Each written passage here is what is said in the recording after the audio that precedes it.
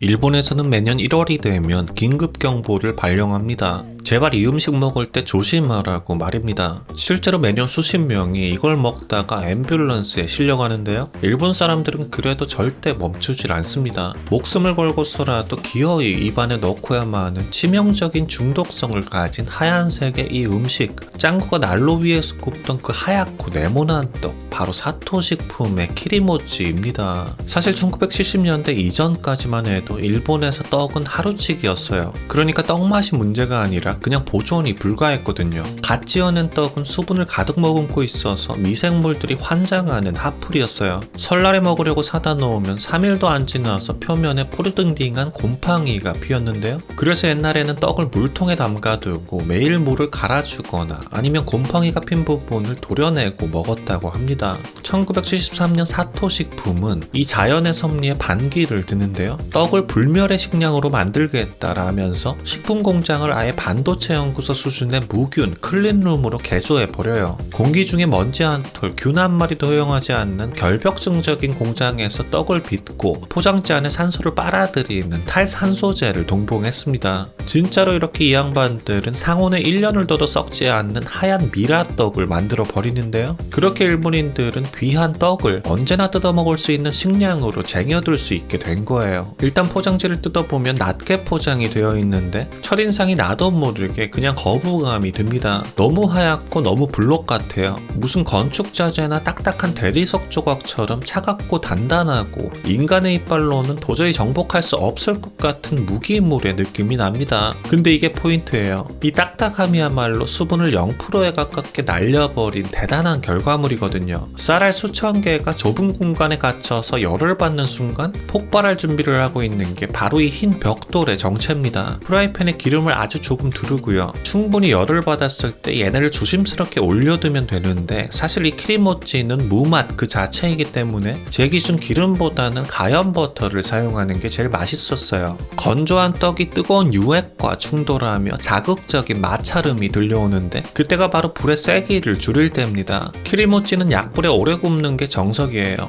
이걸 언제 뒤집어야 하냐 하신다면 신호가 있어요. 그 신호는 소리가 아니라 냄새인데요. 논밭에서 갓 수확한 쌀을 바짝 말린 그 건조한 생명력이 불길에 닿았을 때 풍기는 구수한 누룩내, 기름과 전분이 만나 아무런 양념 없이 오직 열기 하나로 끌어올린 국물이 낼 수 있는 최대치의 향이 두툼하게 폐에 스며들 때 그때 모찌를 뒤집어 주시면 됩니다. 그런 식으로 사방을 천천히 지지시면 돼요. 노릇하게 잘 구워진 크리모찌를 한 입 베어 물면 치아가 턱의 표면에 닿는 그 순간에 이건 떡이 아니라 과자인가 하는 착각에 빠지게 됩니다. 소리 때문에요. 씹을 때 소리가 콰드득 하는데 바삭함과는 좀 결이 다른 건조한 파열음이에요. 바삭은 기름기가 첨가된 튀김스러운 느낌이 있다면 이 키리모찌의 콰드득에는 수천 년간 말라붙은 화석이 조각조각 나는 그런 날카로운 타격감이 있습니다. 부서진 조각 사이로 밀려나오는 건 액체화에 가까운 쫀득함인데 방금 전까지 치아를 완강하게 거부하던 단단함은 온데간데 없고 쫀득하고 관능적인 점성이 시작됩니다. 치즈랑은 달라요. 치즈가 느끼하게 늘어진다면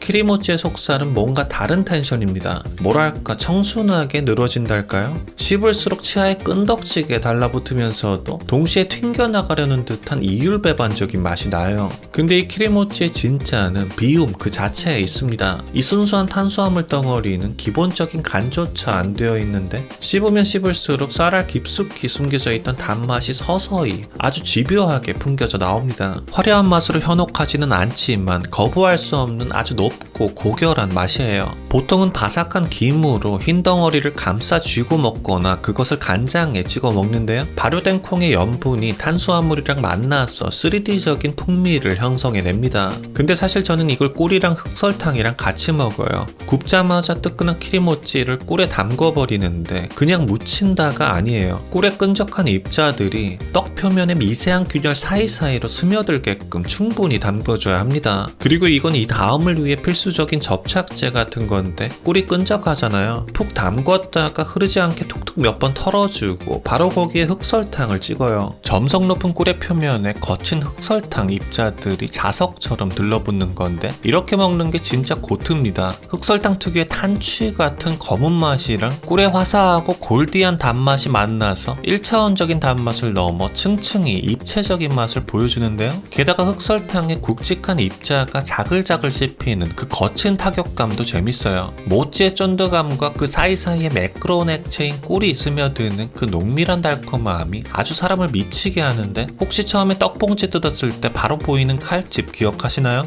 사토식품은 그 선 하나 때문에 회사가 엎어질랑 말랑하는 전쟁을 치러야 했는데요. 2009년 일본의 떡시장은 사토식품 그리고 에치고 제과 두 회사만이 꽉 잡고 있었습니다. 어느 날 에치고 제과가 사토 본사에 내용 증명을 날려요. 너희가 파는 떡 당장 중단하고 지금까지 번 돈 다 토해내 라고요. 사토 입장에서는 자다가 날벼락이죠. 이게 뭔 개소린가 하고 봤더니 이유가 기가 찹니다. 떡이 터지지 않게 칼집을 내는 건 우리 특허다. 너희는 우리 기술을 도둑질했다 라는 건데요. 사토는 억울해서 오바이트 할 지경이었어요. 엄밀히 따지자면 칼집의 위치가 아예 달랐거든요. 그러니까 에치고는 떡의 허리춤을 공략한 거라 떡의 옆구리를 빙 둘러서 째는 방식이었고 사토는 떡의 위통을 텄어요. 옆구리는 건들지도 않았고 위통 한가운데에 십자가 딱 박아 넣었거든요. 고작 떡에 줄 좀 그은 걸로 왜 난리냐 하실 텐데 꼴랑이 선 하나에 걸린 판돈이 80억 원이었어요. 근데 더 큰 문제는 회사의 존폐 여부였는데 이거 칼집 없으면 떡이 흉측하게 터져버리고 상품 가치가 없어지거든요. 그래서 두 회사는 서로의 떡을 수천 개씩 법정에 바리바리 찍어와서 굽고 자르고 보여주면서 연력학과 지식재산권을 두고 무려 3년 동안이나 싸워댑니다. 그리고 2012년에 마침내 도쿄 지방법원의 판결이 내려지는데요. 에치고 제과의 승리였습니다. 사토의 기술은 에치고의 특허 범위를 침해한다라는 판결이 난 거예요.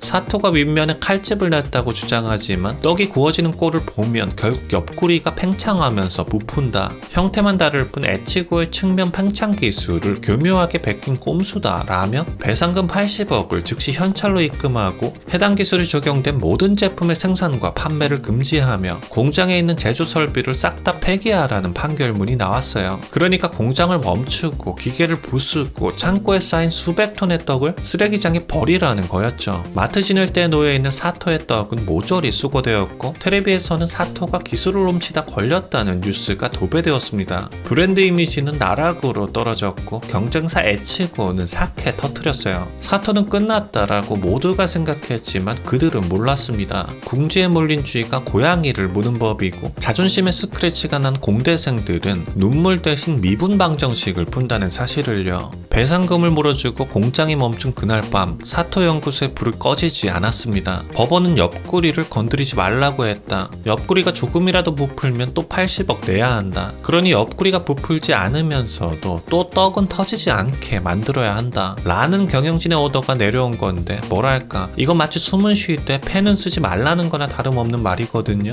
안 터지려면 어딘가 갈라놓긴 해야 할 거 아닙니까? 결국 이 양반들 기어코 방법을 찾아내긴 했어요. 의외로 간단했는데 기존처럼 윗면만 십자가를 긋는 게 아니라 아랫면까지 깊숙하게 동시에 찔러 넣은 거예요. 그러니까 예전에는 윗면만 구워 있으니까 열기가 갈 곳을 잃고 옆구리를 밀어 제꼈는데 이젠 위아래가 동시에 돌리니까 열기가 떡의 정중앙을 관통해서 위아래로만 빠져나가는 거예요. 물리학의 승리랄까요? 구워진 떡을 보니 옆구리는 미동도 하지 않고 꼿꼿하게 버티는데 진짜 위아랫면만 수직으로 뻗어올라서 직사각형 모양 그대로 부푸는 거예요. 2014년 마침내 사토는 신기술이 적용된 제품을 발표하는데요. 시장은 즉각 반응했습니다. 더 예쁘고 더 맛있게 구워진다. 신제품이 출시되자마자 마트의 크림모찌 부문은 사토가 다시 점령했고 사토는 시장 점유율 1위를 단숨에 탈환하게 됩니다. 매년 1월이면 일본 소방청에서는 크림모찌 먹다가 목 막히지 않게 조심하세요 라는 경고문을 날리는데요. 한국인이 설날에 떡국을 먹어야 한 살을 먹듯이 일본 사람들에게도 이 키리모찌가 영혼의 양식 같은 거예요. 쭉 늘어나는 모찌처럼 내 수명도 길게 늘어나라. 떡의 찰기처럼 행운이 나에게 딱 달라붙어라. 그런 기원을 담아서 먹어치우는 거거든요. 매년 설날 사이에만 도쿄에서 평균 20-30명이 떡 먹다가 목이 막힌다고 해요. 오늘처럼 바람 출출한 밤, 이 쫄깃한 키리모찌를 야식으로 한번 드셔보는 건 어떨까요? 안녕히 계세요.